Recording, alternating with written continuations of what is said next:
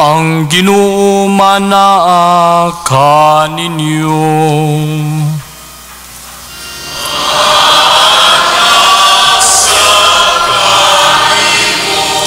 Ang santos nga Ebanghelyo sumala ni San Lucas.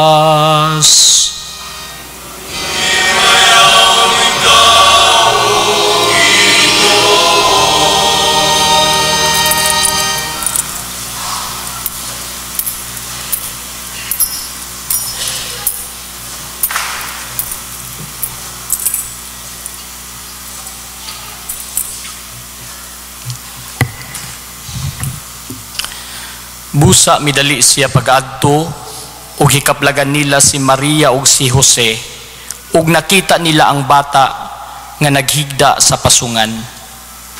Sa diha nga ang mga magbalantay nakakita sa bata, gisugilon nila ang gisulti sa anghel mahitungod kaniya ug ang tanang nakadungog niini nahibulong o gibalita nila sa mga magbalantay sa karnero. Nahinumdum si Maria niining tanan ug namalandong siya pag-ayo mahitungod nining mga butanga ug namauli ang mga magbalantay sa karnero nga nag-awit ug mga pagdaig sa Dios tungod sa tanan nga ilang nadungog ug nakita, sumala gayud sa gisugilon kanila sa anghel.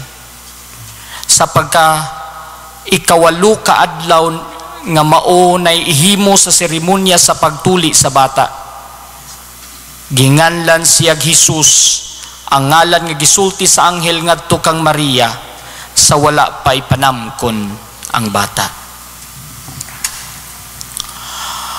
Ang Ebanghelyo sa Ginoo.